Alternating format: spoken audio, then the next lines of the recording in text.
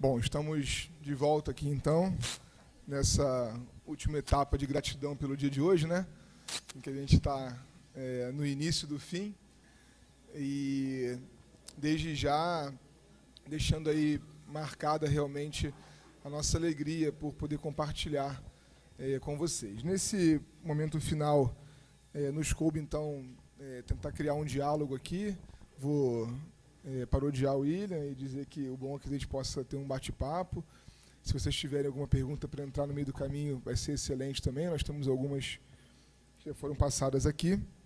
E eu vou começar com o Humberto, então, com a primeira pergunta que foi direcionada para você, Humberto, que é a seguinte: como corrigir o mal à semelhança de Deus que não castiga? Ok, ótima pergunta.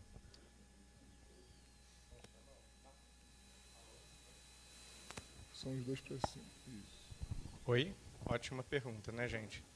Então, na verdade, a nossa dificuldade nessa e tantas outras questões morais, ela reside no fato de que nós ainda estamos no processo de aprendizado da lei moral, ainda estamos no processo de exercício de aplicação das poucas partes que nós já entendemos, que nós já sabemos, que nós já percebemos, pelo menos, pela cabeça, né, pelo intelecto.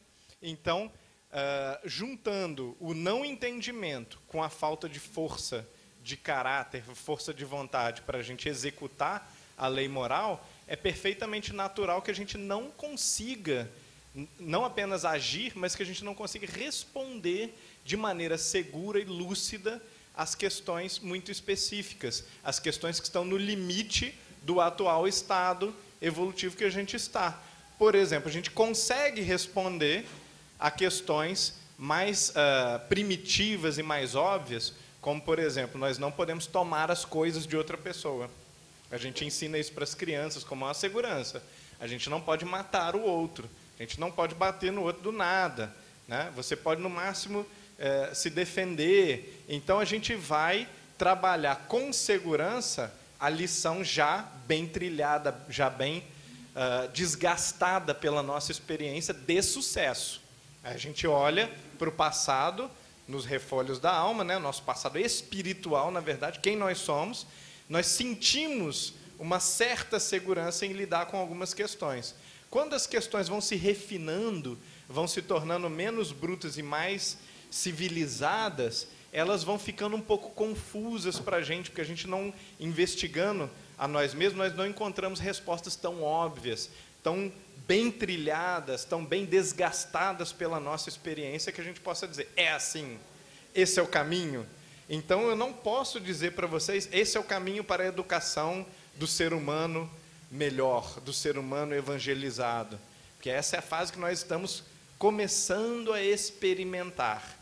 Então, nas fases que nós estamos começando a experimentar, é perfeitamente natural que a gente tenha algumas dúvidas, a gente faz o melhor das nossas intenções, da nossa boa vontade, da nossa capacidade, mas a gente não tem garantia da colheita, a gente não sabe quais vão ser os resultados, a gente não entende a pessoa com quem a gente está lidando. Então, a gente olha para a criança, seja evangelizando, seja aluno, seja filho, e a gente não sabe interpretar as paixões, os vícios, as inclinações daquela pessoinha que está ali, que é muito antiga, muito velha, já está toda formada e só está temporariamente com amnésia, com uma certa incapacidade de manifestar física e mentalmente as suas faculdades. Então, está um pouco mais maleável, mas é um ser ancestral, milenar, já com uma bagagem de experiências que a gente não conhece, que a gente, às vezes, por experiência, e às vezes com muito estudo, muita reflexão, a gente infere algumas coisas e não consegue inferir uma série de outras. Então, a ciência perfeitíssima da educação da criança, no ideal do não uso da violência, incluindo a violência verbal, a violência psicológica, com as trocas agressivas, com as ameaças, com, às vezes, você nem ameaça e nem estabelece um mecanismo comercial, né, de eu te dou isso se você fizer isso, ou se você fizer, você perde o direito de assistir televisão, mas às vezes de uma forma muito sutil, a gente diz coisas assim, olha só, tá vendo aquela ambulância que está passando? Aquilo ali é um menino que desobedeceu à mãe, aí ele subiu lá, caiu, quebrou a cara, né? E eu digo isso para o meu filho. É, de certa forma, um terrorismo, você está colocando medo na criança, mas por quê? Você entende que na falta de um mecanismo melhor que eu não tenho, que eu ainda não achei, colocar um pouco de medo na criança pode ser um recurso para evitar que a criança se mate, por exemplo, ou que as crianças percam 2 dedos de uma mão, uma coisa mais ou menos assim. Então, a gente vai lidando com os nossos recursos. A gente precisa entender que, ao invés de ter respostas claras, certas e definitivas para as coisas, principalmente para as coisas que nós estamos ainda ensaiando e exercitando, é fundamental a gente manter a mente aberta, a gente ter lucidez, ter a crítica e a autocrítica de reavaliar o meu comportamento, de identificar quando o comportamento não deu certo, quando o que eu tentei não funcionou, causou dano ao invés de ajudar, rever, refazer isso, e um pouco por tentativa em erro, um pouco por estudo, um pouco perguntando a opinião de outras pessoas que tiveram mais sucesso, né? Então, procure pessoas que evangelizam, ou que educam na escola, ou que criaram ótimos filhos. Pergunte a essas pessoas como você fez, como você chegou a esse estado de sucesso que eu também desejo alcançar, né? Como que você ofereceu algo de tão bom? Mas com muito cuidado, porque mesmo usando todas as ferramentas do bom juízo, do bom discernimento, vai acontecer, vira e mexe, de você fracassar. E é normal, a gente não deve se desesperar e se preocupar demais com o fracasso. É normal e vai acontecer com todo mundo, mesmo com os modelos. Às vezes o modelo vai pecar por frouxidão, por liberalidade demais, ou vai pecar por dureza, ou vai pecar por negligência mesmo, por não ter notado que aquilo estava acontecendo com aquela criança, com aquele jovem. Então, todos os seres humanos, talvez com algumas raríssimas exceções, vão cometer erros no processo de educar o outro. O que está se educando também é bom lembrar. De novo, é um espírito milenar, com consciência, com livre-arbítrio, com patrimônio. Ele também é um ator do processo educativo. A gente, às vezes, olha o processo educativo de uma forma muito errada, como se ele viesse de cima para baixo, sempre. Só existe esse caminho da educação. E não. A forma como o educando reage é absolutamente fundamental para mudar as regras do jogo. Você vai adaptar as regras do jogo à forma como aquela criança é, como ela te responde, como ela reage a cada tipo de estímulo diferente. Então, tudo depende de uma finíssima arte do teste, da acomodação, da observação cuidadosa, paciente, né? E sempre tendo em vista que o tipo de pessoa que nós somos e o tipo de pessoa que nasce no planeta Terra vão cometer múltiplos erros. Então, vai haver muitas coisas que, em chegando na idade adulta, aquela criança de antes vai poder virar para a gente e vai dizer: você não fez bem isso, você não fez bem aquilo. E aí você vai dizer: realmente, não fiz bem um monte de coisas. Você também vai fazer um monte de coisas erradas com o seu filho. E esse é o ciclo da experiência humana. A gente precisa enxergar isso com mais tranquilidade. Porque a visão espírita, mais do que apresentar para a gente soluções peremptórias, ela é a visão de que nós somos criaturas em estágios infantis da consciência. Isso serve para tudo, vai impactar em todas as nossas ações. Então, é preciso uma dose muito grande de entrega a Deus, de auto-perdão, de perdão, tolerância, paciência com o outro, né? Essa dimensão de que a gente está em construção é bem importante, né? Porque senão a gente se desespera mesmo. Por falar em construção, e nessa daqui é fácil, ó. É possível resolver a crise moral sem uma mudança política na sociedade? Qual a relação aí da crise moral com a política? Na verdade, a mal política ela é uma consequência da crise moral de quem está na política, né? Então, na medida em que você se eleva moralmente, automaticamente as relações políticas se darão, né, em um padrão mais elevado. E a gente, pegando outras áreas também, a questão econômica, a questão social, enfim, na verdade, o nível moral ele determina qual vai ser o nível das relações que eu terei como profissional que sou. Independente se eu sou um político, se eu sou um empresário, se eu sou um professor, se eu sou um médico, um advogado, enfim, a política não vai resolver a questão moral, mas se dá quase que o processo inverso, embora algumas ações políticas, elas podem, de certa forma, servirem também aí de exemplos, né, quando eu falei lá, né, de que a gente é orientado também, influenciado por maus ou bons exemplos. É claro que a gente tem esses primeiros exemplos dentro do lar, mas, de certa forma, nós nos inspiramos muito no que as referências que nós criamos fazem. Então, é muito natural, por exemplo, quando um político tem uma certa atitude, que aqueles que o admiram, eles acabam, de certa forma, replicando, né, aquilo que o líder, seja ele político, religioso, entende como correto. Então, nesse ponto, existe uma certa responsabilidade, não da política em si, mas do político, são coisas diferentes, distintas. E aí a gente tem que separar muito bem o que é um bom exemplo do que é um mau exemplo, e nem sempre aquele que se apresenta como um bom exemplo é. Então, a gente tem que ter a maturidade para fazer essa distinção, para separar o joio do trigo, inclusive naquela referência que eu criei.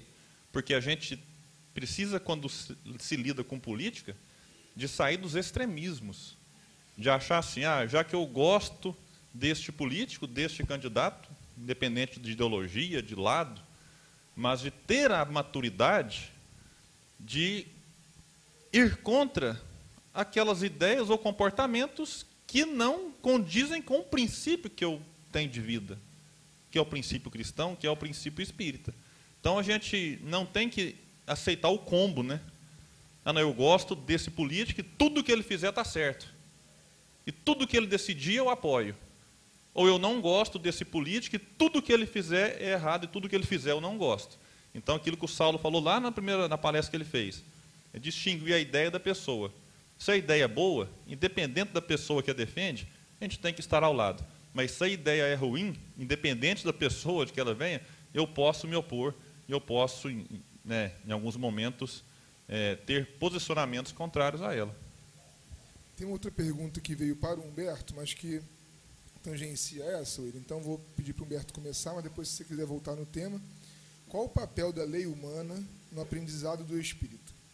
A sociedade muda por boas leis e aí o homem muda, ou é o contrário? É sempre o contrário, né? Entretanto, tudo aquilo que o ser humano produz, né, que é um produto do ser humano e, portanto, depende do ser humano, não é o ser humano que depende da tecnologia, é a tecnologia que depende do ser humano, né? A lei depende do ser humano, a política depende do ser humano, a arte depende do ser humano, a religião depende do ser humano. Tira todos os seres humanos de um templo, você vai ver o templo cair, né? É a esfinge que tudo devora, que o Leon Denis adora, né? A esfinge do templo transforma as cidades repletas, coalhadas de monumentos em uma pilha de escombros, de poeira. Quer dizer, aquilo que era glorioso, que era cheio de vida, cheio de significado, no final das contas, é um amontoado de pedras, depois que o ser humano sai por 500 anos, 1000 anos, 2000 anos. Então, a política, a lei, ela depende do espírito e não o espírito depende da lei. Entretanto, é claro, se o espírito está numa condição em que a arte eleva, conduz ao belo, ao sublime, a política é uma expressão da justiça, a lei, ela transcreve quase que exatamente a lei divina, ou a lei da consciência, de uma maneira inquestionável, que você olha e diz, não há muito o que corrigir aqui na lei, né? Se os mecanismos eles são benéficos, eles vão ajudar a educar aqueles elementos da sociedade que ainda estão mais atrasados, porque sempre existem elementos discrepantes na sociedade, né?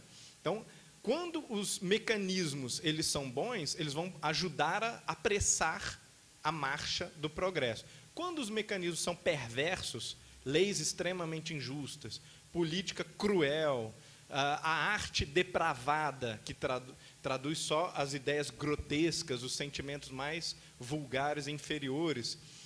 Essa estrutura vai ajudar a estimular as paixões e os vícios e vai ajudar a atrasar o progresso dos que querem progredir também. Então, a gente não deve ignorar a importância das estruturas materiais do mundo, a importância do meio. Embora o meio não determine, o meio, ele atenua ou agrava, facilita ou dificulta o trabalho que o espírito tem por fazer, que é dele, que parte dele como uma força da natureza, né? Nasce do peito do ser humano aquilo que é o destino dele, né? O destino de cada um de nós brota de nós mesmos. Mas, é claro, a ferramenta que eu tenho, o aparato que eu tenho, ou os cadeados, as algemas que eu tenho, vão atrasar muito ou apressar muito o meu trabalho, o meu desenvolvimento.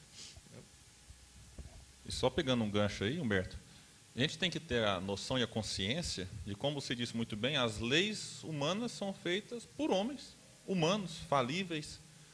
E a gente, alguns que as constroem, representantes eleitos pelo povo, o poder legislativo, ali se constrói na base do diálogo, porque às vezes alguém tem a ideia, mas aquele cara não é perfeito. Então há uma discussão, há um debate, há um ritual, digamos assim, um trâmite, para que uma lei seja votada, depois sancionada e imposta à população que está sujeita àquela lei. E quando nós somos seres ainda, vamos dizer assim, que não compreendemos muito bem alguns aspectos, nós podemos ter os impulsos, às vezes, reprimidos por força da lei, que foram criadas por alguns. Então, aí eu falo, nossa, eu adorava, por exemplo, não é o caso, mas hipoteticamente, andar sem cinto. Amarrota minha camisa, fica desajustado, mas já que tem uma lei que foi feita com a finalidade de salvar vidas, eu me sujeito a ela e põe o cinto. Ou pela multa. Então, quer dizer, porque se eu não cumprir a lei, eu serei penalizado. Tem uma sanção. Agora, há questões, quando a gente adquire uma maturidade, que mesmo que a lei permite, eu não faço porque eu tenho consciência de que tal ato me faz mal. Bom, por exemplo, mesmo que eu vá para o Uruguai, por exemplo, que tem lá uma certa flexibilização na legislação de drogas, não é por causa disso que eu vou consumir drogas, porque eu não tenho necessidade. Aqui no Brasil, a cerveja é permitida, mas eu não bebo, porque eu entendo que aquilo não me faz bem. Mas, às vezes, se faz necessário, por exemplo, leis proibindo a venda de bebidas alcoólicas nos postos de combustível, porque tem gente que bebe, pega o trânsito e mata a gente. Então, neste ponto, a lei acaba freando, né, um impulso que eu tenho, consciente ou inconsciente, por ignorância, de fazer o mal. William, essa daqui só o Humberto mesmo. Acho que vale a pena, Humberto, você explicar o conceito antes de responder. A ética no espiritismo é mais deontológica ou mais utilitarista? Essa é uma pergunta complicada, porque essas são categorias da ciência humana, né? Na verdade, Kardec, quando elabora as perguntas destinadas a esclarecer qual seria a ética natural, a lei moral, as respostas do Livro dos Espíritos, elas caminham mais na direção de uma ética natural, acomodada às leis de Deus, né, identificada com as leis de Deus, que inclusive é tão natural que já está gravado na alma humana, no espírito humano, na consciência. Então, o que acaba acontecendo? Essas leis, por assim dizer, elas vão ser encontradas para o espiritismo no próprio autoencontro, no próprio autodescobrimento do espírito, né? Então, só para ficar claro, a deontologia é a ideia de que existe uma lei clara, objetiva, a ser seguida, tipo, faça isso, né? E o utilitarismo é a ideia ética, também humana, de que não há uma lei tão clara, mas a gente tem que analisar caso a caso e ver quais são os benefícios, quais são as consequências de se fazer isso ou aquilo. Então, em livros de ética, livros de moral, por exemplo, a gente encontra muitos exemplos do seguinte tipo: entra um oficial nazista na sua casa. Você tem 3 amigos judeus no quarto, escondidos. O oficial pergunta, tem alguém aí? Você diz a verdade ou a mentira? Se você disser a verdade, seus 3 amigos morrem. Se você mentir, eles vivem, mas você é um mentiroso. Então, os tratados de moral colocam essa questão como uma questão espinhosa. Neste caso, mentir é moral? Mentir é o certo? Então, há toda uma questão aí interessante, né? Que cabe a gente trabalhar racionalmente, investigar, estudar. E só dando assim, a revelação do final da história, os filósofos estão há alguns milhares de anos e eles chegam à conclusão de que pode ser um ou outro. Não existe em filosofia muito resposta clara, certa e distinta e definitiva. A gente continua retrabalhando as mesmas questões desde sempre. Mas é interessante observar que no Espiritismo, estas ferramentas de observação da lei moral, elas são aplicadas também. Pelo fruto se julga a árvore. Não é pela árvore, a árvore é fulano de tal, então o fruto deve ser muito bom, né? Fulano é top, fulano é tudo de bom. Então não é assim que a gente julga pelo fruto. O fruto é ótimo, a consequência da ação da pessoa é boa, então ela deve ser boa, ela produz bons frutos. Ela só faz o mal, só cria situações desagradáveis, só causa prejuízo aos outros, é uma má pessoa. Então você está fazendo o quê? Você está julgando pelas consequências, mais parecido com o utilitarismo. Por outro lado, existe uma lei de adoração, uma lei de trabalho, uma lei de caridade, justiça, fraternidade, de igualdade, de liberdade, né? Então, se existe claramente alguns princípios que a gente tem que preservar para não agredir o outro, então é que também há padrões mais claros, quase como uma lei humana, assim, tipo, não faça isso. E tem como a gente discernir mais ou menos, que, quer dizer, tomar o direito de fala do outro, o direito do outro se expressar, o direito do outro ter a sua religião, seja ela qual for, porque eu não concordo, né? Isso é, por princípio, errado. Você não precisa nem analisar as consequências, né? Já parece mais a ideia de uma ética deontológica, né? É errado por questão de princípios. Não é errado porque as consequências são ruins só. É errado porque um ser humano não tem o direito de dizer no que o outro deve acreditar. O que o outro pode ou não pode falar. O que o outro pode ou não pode... em que ele pode ou não pode crer, né? Então, é interessante a gente observar isso, que a moral espírita ela é bastante completa e complexa e ela vai trabalhar com os múltiplos matizes da nossa vida moral. Muito bem. William, a próxima aqui. De que forma a falta de fé, o materialismo, estimulam a crise moral? Olha, porque acreditando-se no nada, né, pós-morte, primeiro você acha que vale tudo enquanto está encarnado, em prol dos próprios prazeres. Então você acha, poxa, se a vida acaba no túmulo, que é a ideia do materialismo, então tem que viver e gozar da melhor maneira possível enquanto eu estou encarnado. Mesmo que isso custe, né, lágrimas alheias. Não importa, eu posso pisar nos outros em benefício da minha satisfação pessoal. Aí entra a questão da sanção moral, né, das ideias antigas, né, de questão de impor o medo das consequências para que o indivíduo se corrigisse enquanto encarnado. A princípio, uma ideia, né, de inferno, de punição, e agora a gente vem na questão da reencarnação. O amigo falou assim, mas não é a mesma coisa? Você falar que você reencarnará para arcar com as próprias consequências não é, de certa forma, uma ideia disfarçada de quando nós falávamos do inferno para que o indivíduo se corrigisse? É uma questão posta, a gente precisa refletir sobre isso. Mas a lei de causa e efeito ela é um fato. E Sócrates tem uma frase, entrando no campo, né, da filosofia aqui, mas que fala que se a morte fosse mesmo o fim de tudo, seria um ótimo negócio para os perversos, né, que veriam perdoadas todas as suas maldades. Então, se a morte iguala todo mundo, bons e maus, para que eu vou me esforçar para fazer o bem? Ah, mas se eu fizer o bem pensando numa recompensa, eu não estou sendo interesseiro na ação do bem, pensando no bônus hora, no tijolinho que eu jogo para o céu. Poxa, mas tem uma frase que fala que enquanto eu não conseguir fazer o bem, né, por desinteresse, né, por prazer, pela vontade de servir, que eu o faça. Porque às vezes aquilo que naquele momento é quase um impositivo, daqui a pouco vira hábito. Então eu começo a fazer o bem porque a criança, por exemplo, o pai chama, vamos para evangelização, não vou. Chega um momento que pode ser que vire hábito. Pode ser que não também, né, gente? Pode ser que depois ela... Mas a gente tem que insistir no bem. Né? E a noção espiritualista de uma sequência pós-túmulo, ela nos ajuda muito em relação a isso. E quando vem o Espiritismo falar de vidas futuras, né, de reencarnações, de uma lei de causa e efeito, que ela é confirmada pelos espíritos que sofrem as consequências boas ou ruins dos próprios atos, isso, de certa forma, fortalece a nossa fé e nos dá um novo ânimo para a vida. E aí alguns outros filhos, que eu não falei na palestra, como a ideia de aborto, de eutanásia.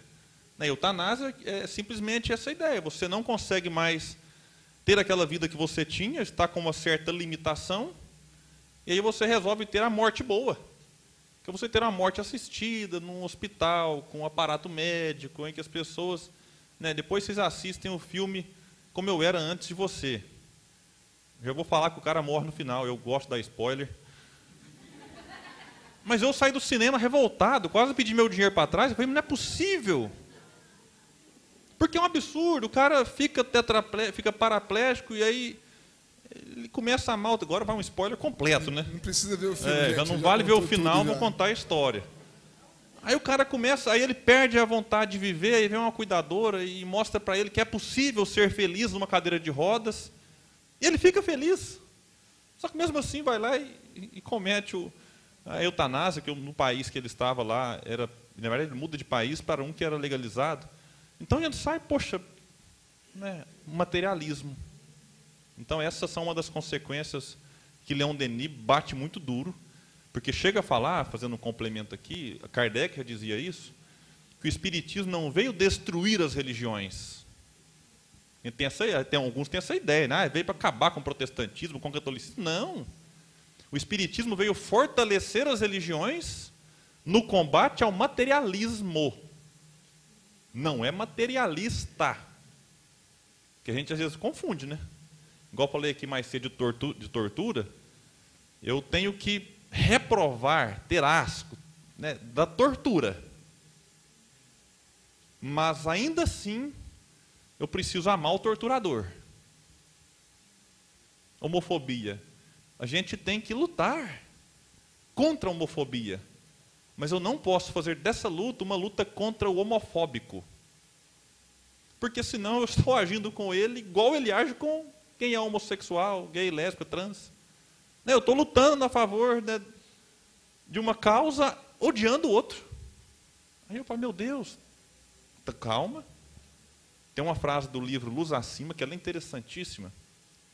Lá um benfeitor fala que a maior missão da virtude é condenar o crime e amparar o criminoso.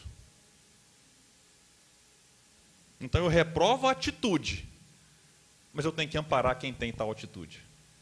Então, e isso o espiritualismo nos auxilia demais, essa noção de vida futura, de que Deus existe, que eu sou um espírito imortal, isso faz toda a diferença.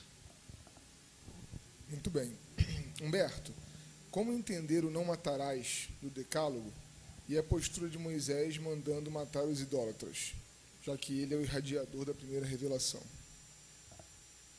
Pois é, muito complicado, né? Inclusive, outros judeus posteriores à criação do Decálogo vão matar, digamos assim, quase com a aprovação do Deus do Velho Testamento, né? Nós vamos encontrar depois até o profeta Elias envolvido em situações complexas, né? E que nós interpretamos como sendo depois possivelmente resgatados com a decapitação de João Batista, né? Uma das coisas que a gente pode especular, e que é sempre muito justo a gente colocar na narrativa bíblica, é que ela pode estar errada, né? A Bíblia ela não é um documento muito confiável. Ao contrário do que muitos pensam, o Velho Testamento é particularmente digno de desconfiança extrema.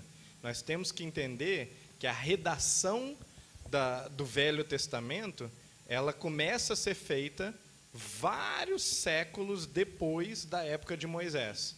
Moisés já está relatando eventos anteriores a ele, inclusive, né, da época dele. Depois esses eventos eles vão se somar aos de alguns profetas, e finalmente essas narrativas orais, passadas pelo pior processo do mundo, que é o processo de telefone sem fio, né, de pai para filho, filho para neto, para bisneto, e assim por diante. Essas narrativas, depois de 1000 anos, 1400 anos mais ou menos, elas vão começar a ser escritas, mais ou menos ali na época do cativeiro da Babilônia, um pouco depois do cativeiro da Babilônia, que foi um evento tão apocalíptico que inspirou o gênero de escrita apocalíptico. As pessoas começaram a acreditar que havia um momento em que Deus iria destruir tudo e não ia sobrar nada, porque os judeus estavam passando por uma situação parecida com essa, e naquele momento eles resolvem escrever as coisas, porque, bom, pode ser que não tenha mais nenhum sábio, nenhum patriarca, ninguém conhecedor das Escrituras para transmitir essas ideias para a próxima geração.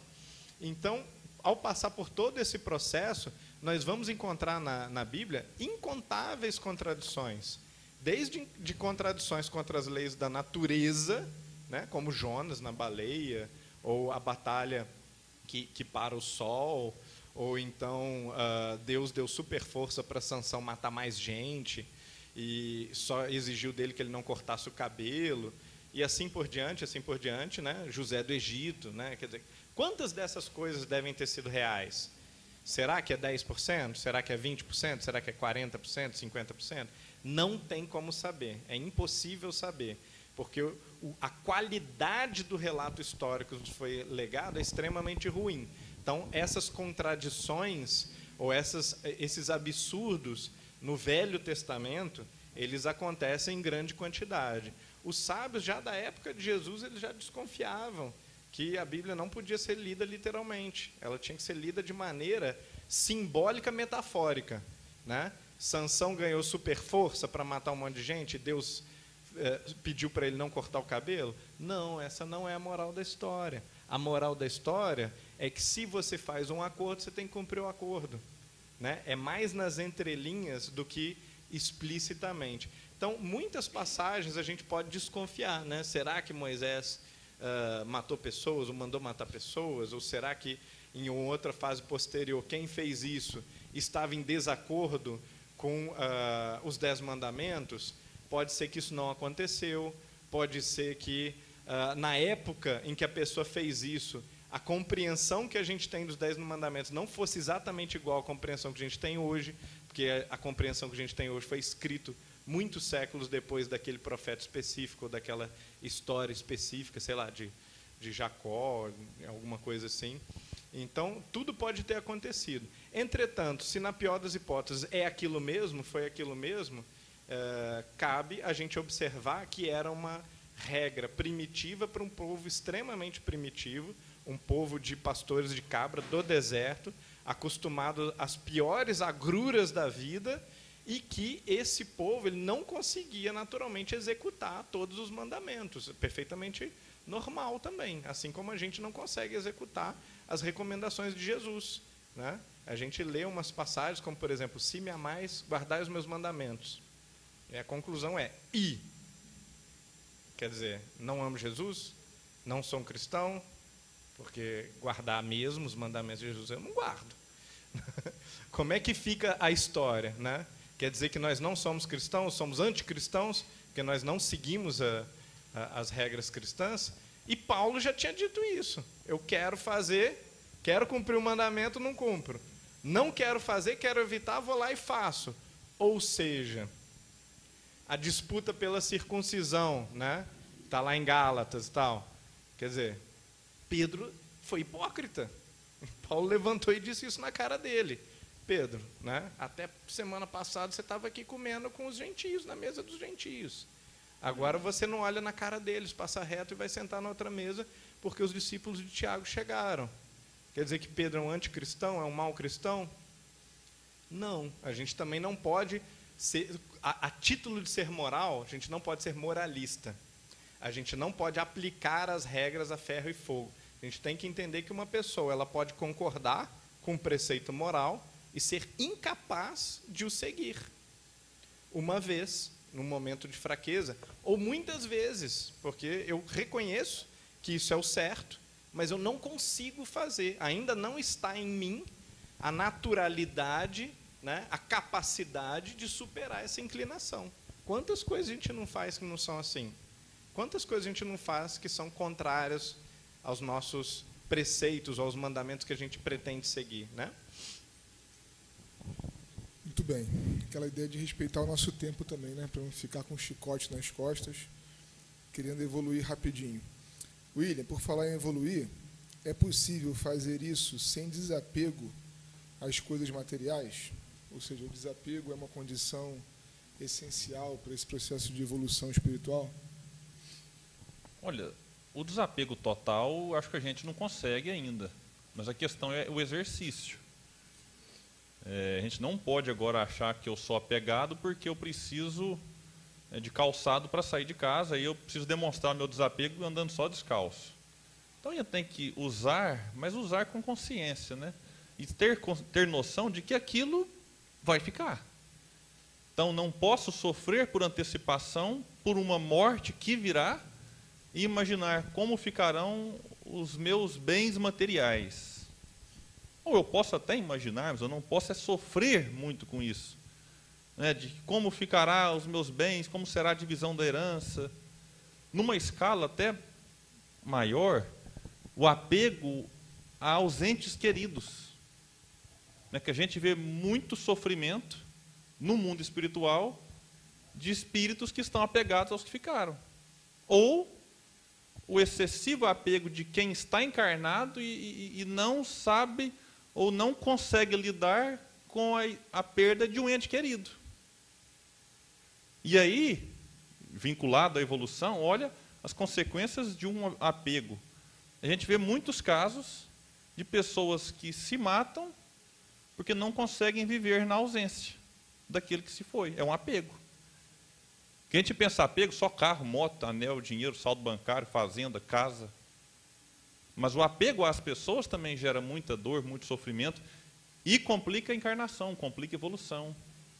O apego a um relacionamento que está desgastado pode fazer alguém matar o outro, cair numa depressão, entrar num transtorno, paralisar a sua existência, dar prejuízo, lesar corações, enfim.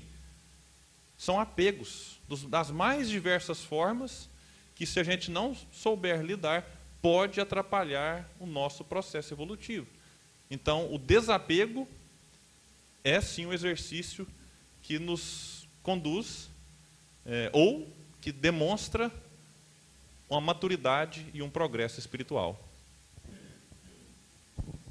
Humberto, essa daqui eu acho que foi feita depois dos seus primeiros comentários. Talvez seja um contexto importante saber disso. Ante a existência das leis universais e imutáveis, como encarar o relativismo cultural? Então, como a gente colocou, o relativismo, ele não é uma invenção da modernidade. Ele existe de todos os tempos.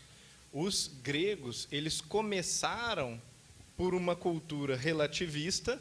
Cada cidade-estado tinha o seu deus patrono, então eles tinham o mesmo panteão de deus, aquela crença naquele panteão mitológico que a gente conhece do Olimpo, mas cada cidade era devotada a um deus. E o comportamento das pessoas mudava de acordo com o deus que eles veneravam. Então, se era o deus mais guerreiro, mais artístico, da caça, dos mares, aquilo geralmente tinha a ver com a geografia, tinha a ver com o contexto de vida das pessoas, e as pessoas, querendo agradar o deus da sua cidade, elas mudavam também o comportamento para se adequarem àquele padrão que supostamente seria esperado pelos deuses. Isso gerava muitos conflitos entre os povos. As pessoas começaram a perceber muito cedo isso, né? Antes da época de Sócrates e Platão, começaram a perceber que havia muito conflito moral, ético, de interpretação do que é certo e errado. Na época de Sócrates, há um diálogo espetacular chamado Eutífron, né? em que Platão usa Sócrates, um dos diálogos primeiros de Platão, então provavelmente aconteceu uma coisa muito parecida com aquilo, alguma coisa muito próxima do que é narrado nesse diálogo, e nesse diálogo Sócrates está discutindo com uma pessoa, que é um sacerdote, Eutífron, né? E ele vai condenar o pai por impiedade, alguma coisa assim, e aí Sócrates pergunta para ele, mas o que é piedade? A piedade é honrar os deuses. Muito bem. Tem um monte de deuses, você já reparou isso? Então, agradar a Apolo necessariamente desagrada os deuses que são inimigos de Apolo. E, por outro lado, ao desagradar Afrodite, pode ser que você esteja agradando Atena. Então, não tem como saber o que é impiedade. Você não concorda, Eutífron? Realmente, não fica, a gente fica naquela sinuca, né? Eu vou para qual lado? Para qualquer lado eu posso estar desagradando um monte de deuses.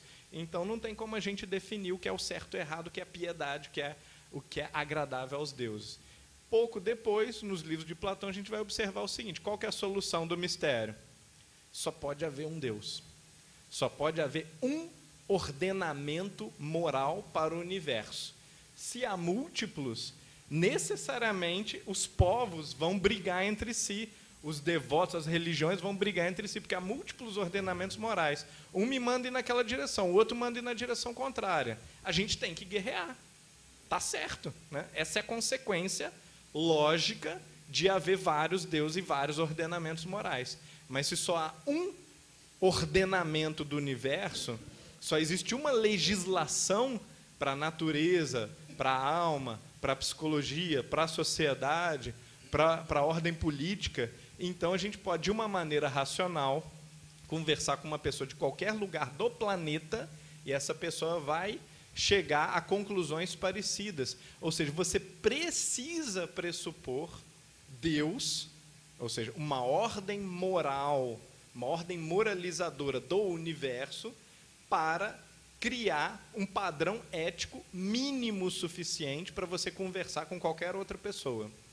Se não há esse padrão ético mínimo, o resultado é o relativismo absoluto.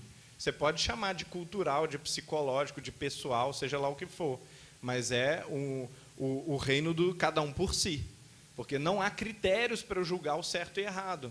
Se o grupo de cá diz que uma coisa é certa, o grupo de lá diz que a outra coisa é certa, quem manda na situação que os dois estiverem no mesmo lugar ao mesmo tempo, quem atravessa a ponte, né? Quem recua e dá passagem para o outro? Quem manda vai ser o mais forte. Quem pode, né? E isso tem sido feito largamente na história da humanidade. Os países que podem impõem a sua vontade sobre aqueles que não podem. Eles são forçados a obedecer. Então, o relativismo, embora ele seja enganosamente vestido como democrático por muitos autores, por muitos até filósofos ou pseudo-filósofos contemporâneos, né? Porque onde todo mundo pode dar opinião, estamos na democracia, certo? Mas na prática não é assim. Na prática, quando a gente tiver que brigar, quando a gente tiver uma discussão e tiver que sair um dali vencedor, o mais forte vai se impor sobre o mais fraco. Então não há democraticidade nenhuma nessa situação. Só existe democraticidade, só existe justiça, só existe equilíbrio numa situação em que nós compartilhamos as mesmas regras. Universalmente, independente da sua raça, credo, religião, país, cultura, isso não pode ser relevante. Essa é uma descoberta da época de Platão, da época de Confúcio. Confúcio também tinha percebido isso, para a gente ver que é uma percepção universal, né? É uma percepção perene mesmo, mas vai ser perfeitamente transparente, perfeitamente explicado só no iluminismo. É só com o iluminismo que a gente vai ver os autores explicando isso, tintim por tintim, dizendo, olha, é igualdade, liberdade, fraternidade, tem que haver uma legislação que funciona para todo mundo, inclusive para as minorias que não fizeram parte do acordo constituinte, porque, senão, quem achar que pode, quem tiver de posse dos fuzis, vai massacrar aqueles grupos, aquelas pessoas, aquele tipo de gente que considera que é indigno de existir, ou que é indigno de opinar, ou que é indigno de votar, etc. e tal. Muito bem. William, a ortotanásia está de acordo com as leis divinas e em consonância com a doutrina espírita? Sim. Vamos explicar um pouco o que é isso. Quando a gente fala de eutanásia, é quando a gente tem uma enfermidade e resolve abreviar, resolve antecipar a morte, né, como eu disse antes, com drogas, com medicamentos, enfim, de uma forma assistida. O oposto, o outro extremo da eutanásia, chama-se distanásia, que é quando um quadro irreversível em que a pessoa já não tem ali mais, irreversível não em termos de cura, mas em termos de retorno à consciência, enfim, aquele quadro em que os médicos já dizem não ter mais volta. Os órgãos estão todos, praticamente todos ali necessitados de um auxílio mecânico. Pulmão, coração, rim, enfim. E aí ele é segurado. E aí fica aquela linha tênue, né? Mas será que não tem mais retorno? Quem é que ficou já com parente em coma induzido sabe que é uma situação delicada. Você ficar, poxa, mas será que ele não volta? Será que volta? Aí, nesse caso, a gente, que não é médico, né, tem que ter uma equipe médica, um aparato, uma orientação, de certa forma, a confiança naqueles que dizem não tem mais o que ser feito, infelizmente. E aí, evitar a distanásia, que seria esse prolongamento, né, sem finalidade, já que não tem condições mais de retorno à normalidade da encarnação. E a morte no tempo correto é chamada ortotanásia. Então, eu sei que é muito delicado essa linha de quando passa a ser uma distanásia, quando é ortotanásia, mas, repito, aí tem que ter um diálogo família com equipe médica muito bem alinhado para não ficar com sentimento de culpa, se caso essa decisão recair para a família. E por que a eutanásia, ela mesmo com a morte já, vamos dizer assim, um prognóstico curto, por que a gente deve evitar a eutanásia? A doutrina espírita nos ensina de que a gente pode aprender com as provas, com as expiações, com as experiências, até o último minuto de vida. Se a gente entende que não existe doença sem propósito educativo, sem um propósito pedagógico, que toda dor tem uma finalidade, toda dor tem um porquê e um para quê, então não posso simplesmente fugir dessa dor, abreviando a minha existência nem por um dia. Então, aqui é a questão de aprendizado do espírito. E a gente aprende também, até mesmo com as experiências, de que o processo de doença, de que a enfermidade, ela causa assim, uma maior comoção, tanto do enfermo quanto da família. E quantas vezes nós já não vimos desafetos, né, desfazerem os laços de animosidade diante da doença de uma das partes.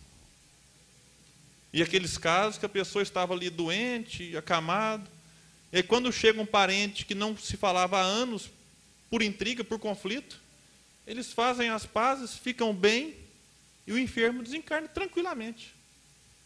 Então pensa se ele desencarna com esse conflito. Então a gente percebe que é necessário aproveitar a encarnação até o último segundo. Inclusive nos processos de doença, como meu avô vivenciou, uma internação com a complicação pulmonar por conta de décadas de fumo, aquilo era uma prisão para ele, mas, poxa, que para a alma, para o espírito, fazia algum sentido. E aí eu, conversando com uma amiga, ela me disse assim, o papai também ficou nessa situação, e aí ele foi para casa, traqueostomizado, e ele não podia, mas ele nos pedia cigarro. E a gente, com pena dele, colocava o cigarro aqui no buraquinho, para ele ter o prazer. E, poxa, será que a família... Aí fica aquela dúvida, será que a gente fez um bem para ele, né, uma caridade, deixá-lo fumar, ou a gente está, de certa forma, interferindo num aprendizado que ele está sendo convidado a fazer através da doença? Então, o correto né, diante de um quadro de enfermidade é a ortotanásia, que é a morte no momento que deve acontecer naturalmente. Uma subpergunta aí que me veio, William, a morte cerebral talvez seja um termômetro bom para isso? Quando há morte cerebral já não há mais discussão, né? Aí realmente acho que não tem, é um termômetro, aí já é o ápice do termômetro, mas há alguns casos de que, mesmo antes de morte cerebral, há uma discussão no meio médico, já li algumas questões sobre isso, da dúvida se essa distanásia não estaria sendo aplicado mesmo quando o indivíduo não está morto, não está com o seu cérebro paralisado, né? Então, mas quando há morte cerebral, aí tem uma tranquilidade de que não está tendo distanásia. Humberto, há filósofos contemporâneos de produção espiritualista séria? Menos do que a gente gostaria, mas um número maior do que a gente imagina às vezes. Humberto Schubert, né? Pois é. E muitos espíritas, mas também muitos não espíritas, né? É bom a gente lembrar que o equivalente da Sociedade Espírita de Paris, na Inglaterra, é a Sociedade para os Estudos Psíquicos, para a pesquisa psíquica, né? E dessa sociedade foram presidentes um número muito grande de filósofos, classicistas, cientistas, como, por exemplo, William James, Henri Bergson. Quer dizer, eles presidiram a Sociedade de Estudos Psíquicos, que lidava com pesquisa com médium, pesquisa, às vezes, de reencarnação, pesquisa com aparições, né? Quer dizer, coisas extremamente específicas. E são autores aí já entrando no século XX, né, nessa época. Autores um pouco menos famosos, mas também muito produtivos e diretamente engajados com a ideia de sobrevivência do espírito ou de uma fenomenologia paranormal, parapsicológica, alguma coisa assim, também foram presidentes da Sociedade de Pesquisa Psíquica em Londres, mais recentemente, como C.D. Broad, por exemplo, e uma série de outros agora ainda mais recentes. Nós recebemos agora há pouco, lá em Juiz de Fora, um sujeito que é o maior filósofo especializado em reencarnação no mundo. E o interessante é o seguinte, ele é ateu, né? A princípio ele era materialista e começou a ter curiosidade sobre os casos do Ian Stevenson, de pesquisas com crianças que alegavam ter experiências e memórias de vidas passadas. O Robert Almader, o nome do filósofo.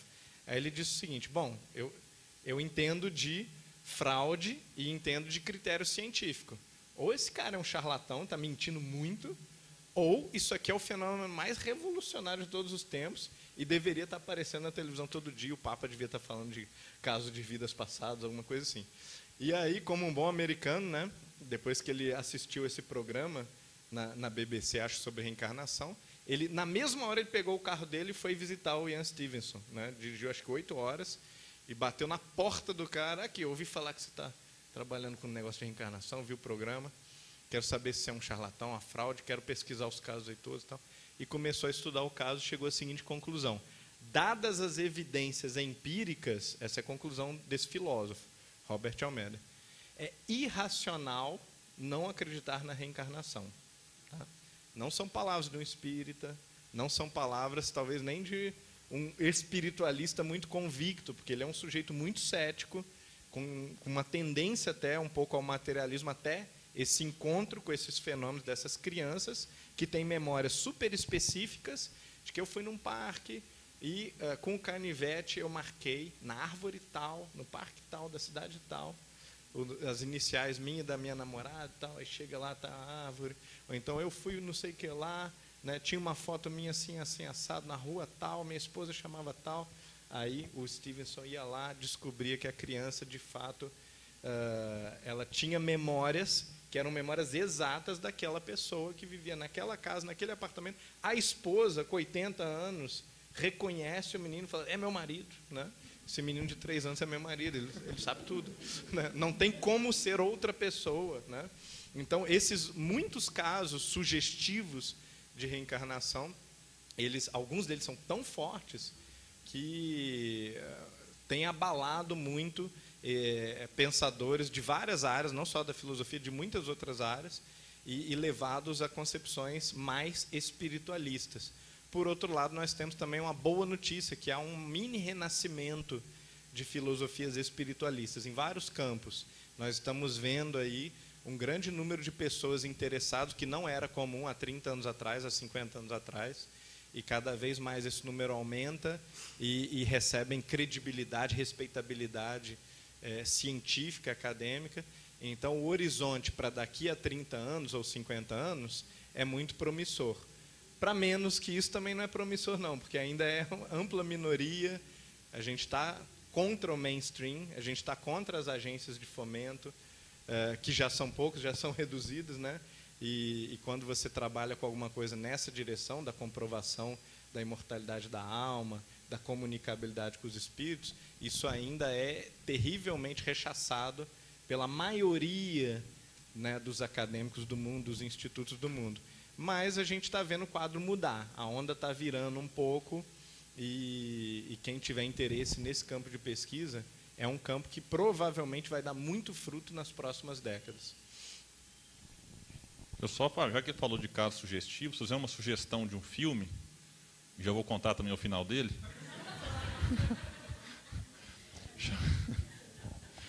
Chama Minha Vida na Outra Vida. Todo mundo assistiu, então deixa eu contar então. Mas lá é um caso real. Quem não assistiu vale a pena. Muito bacana, um filme feito nos Estados Unidos. Quando eu falei com o Oceano Vieira de Mello, o livro estava meio que perdido. E aí descobriram, e a Versátil Home Video trouxe para o Brasil. E, apesar de ser um filme antigo, com a qualidade não tão boa quanto o filme de Kardec que está no cinema, vocês sabem que Kardec morre, né, gente? Pelo menos isso. Isso aqui não é spoiler nenhum, né? Mas é um filme que vale a pena assistir. Eu já indiquei ele para amigos espiritualistas que têm dúvidas quanto à reencarnação e ficaram maravilhados com, né, a emoção do filme, que é muito bacana. William, continua com o microfone, por favor, para responder uma pergunta que sempre te fazem. Por qual livro devo começar a ler Leon Denis? Isso até que enfim é fácil, né, gente? Vocês não sabem como é que fica o palestrante essa hora aqui. A gente reza muito, ora. Bom, depende muito se a pessoa está familiarizada com uma leitura um pouco mais filosófica. Eu, por hábito, quando alguém me pergunta, eu devolvo a pergunta. Eu falo, você está acostumado? A que tipo de obra você gosta de ler? Se a pessoa me fala que nunca leu nenhum livro de Kardec, nunca leu nenhum livro de Leon Denis, que está mais habituada a romances, por exemplo, aí eu fico muito à vontade para indicar O Porquê da Vida, que é um livro fantástico. Eu falei dele aqui na palestra e reforço. Para você dar de presente para alguém que simpatiza com a doutrina, não tem melhor. Ele é muito bacana. E até para a gente que faz palestras, eu uso muito, porque hoje eu usei uma reflexão dele aqui. Ele é um livro realmente muito rico. Agora, um livraço é o Depois da Morte, na verdade 2 livraços, né? E O Problema do Ser e do Destino, que são assim, os 2 de cabeceira que dificilmente eu consigo fazer um estudo sem recorrer a eles. Então, são as 2 obras assim, que quem gosta de estudar o Espiritismo não pode deixar de ler. Agora, já aumentando o merchan, se você gosta de mediunidade, não tem como não ler No Invisível. É claro que não tem como não ler Livro dos Médiuns, que é a base. Mas o No Invisível, ele precisa, não é questão de assim, quem quiser, não, ele precisa ser lido e estudado pelos grupos mediúnicos, analisados, avaliados. Então, realmente, é uma obra muito ampla, mas O Problema do Ser e do Destino e O Depois da Morte são realmente indispensáveis. Eu queria responder essa também. Independente de por qual a gente comece, a gente tem que ler todos, tá? Do Leon Denis tem que ler todos, não é opcional. Né? Então, sabendo disso, claro, você pode ter a sua preferência de por onde começar ainda, mas isso não é tão importante. Depois da Morte é um livro mais fácil, entre aspas, porque é mais uma história do espiritualismo e também pesquisas recentes, mas também sempre com caráter muito prático, né, da consolação, das expectativas que as pessoas têm, das ansiedades que as pessoas têm em relação à vida após a morte. Mas o espiritismo na arte é essencial, né? O Problema do Ser é essencial. O grande enigma para quem quiser ver o lado mais, ao mesmo tempo, o auge do lirismo espírita, né, da poesia espírita e o auge da mística espírita, é o Grande Enigma, né? No Invisível, né, depois do livro dos Médiuns, é imprescindível, é o segundo livro mais importante, provavelmente. Então, a gente tem que conhecer Leon Denis, isso aí não tem dúvida nenhuma. Por quê? Por que a gente tem que conhecer? Um dos motivos pelo qual a gente tem que conhecer é o seguinte: a gente tem em todos os livros os 3 fundamentos explicitamente trabalhados. A gente tem o aspecto da investigação científica dos fenômenos, como os fenômenos acontecem, quem catalogou os fenômenos, quem observou melhor os fenômenos, que tipo de médiums já apareceram, que tipo de mediunidades já apareceram. A gente tem todas as ilações, todas as deduções filosóficas desses fenômenos. Ora, se o espírito vem, fala, mantém a inteligência, tem estado feliz ou infeliz de acordo com os seus atos morais, então a gente tem como concluir isso, aquilo, né? E tem o lado também religioso, totalmente impregnado, perfumando todas as páginas do Leon Denis. Então você encontra os 3 fundamentos máximos do Espiritismo a cada página. Diferente de outros autores, que às vezes são muito bons, mas eles vão preencher lacunas ou satisfazer curiosidades muito específicas, né? Leon Denis não é assim, ele vai na contramão da especificidade. Ele contribui aqui e ali com coisas muito específicas, mas principalmente ele te dá a visão espírita das coisas. E isso é raro, isso é difícil, e isso a gente, quando acha, a gente tem que manter como uma referência, como um padrão diante dos nossos olhos. E só mais um complemento. Nós vamos falar da biografia. Gente, a vida de Leon Denis é um capítulo à parte. Então é difícil você ler a biografia dele e não se empolgar em fazer algo mais em prol da doutrina. É alguém que se dedicou inteira e exclusivamente à causa. Claro que ele teve o trabalho profissional, mas é alguém que tinha uma energia, tinha uma disposição, que a gente fala assim, como esse homem conseguia tanto? Que você pega as obras, muitas citações, recortes que ele fazia em revistas, jornais, livros, e não tinha Google na época. Você olha assim para o No Invisível, aquela quantidade, o livro tal, fulano destacou isso, era pesquisa, era um pesquisador. Então a gente precisa valorizar a sua vida, além da sua obra. E só para citar 3 grandes espíritas que entraram na doutrina a partir dos livros de Leon Denis, não, óbvio que não são os únicos, mas são 3 que eu gosto.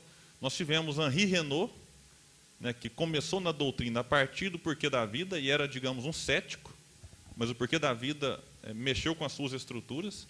Nós tivemos Eurípides Barçanufo, cuja primeira obra lida foi depois da morte, era um católico daqueles fervorosos que discutia a religião, lê depois da morte e de uma vez só, relê depois da morte e fala que este livro é um monumento. E nós tivemos Deolinda Morim. Praticamente achei que fosse falar William Jacob, fiquei até preocupado. Eu falei de grandes espíritas. Deolinda Morim, primeiro livro, O Porquê da Vida. E, se não me engano, ele fazia parte da Academia Brasileira de Filosofia, e ele homenageia a cadeira, né, com o nome Leon Denis, e faz um discurso que depois foi registrado numa obra, maravilhoso também, justificando a escolha e por que ele colocou Leon Denis na sua cadeira, que era uma homenagem que todo filósofo fazia. Então, vale a pena realmente Leon Denis. Eu vou finalizar com aquela reflexão que eu fiz lá no nosso fórum de 2018 em Uberlândia. Leon Denis era o centro das atenções, né, no movimento espírita na sua época. Isso tem aí pouco menos de 100 anos. Tudo no movimento espírita, digamos, girava em torno de Leon Denis, era o grande líder. Hoje nós temos algumas referências, e talvez a maior delas para nós no momento, apesar de já estar desencarnado, é Chico Xavier. A reflexão que eu faço é, será que daqui a 100 anos nós precisaremos fazer Fórum Espírita Chico Xavier para trazer de volta o pensamento deste grande médium, deste grande homem?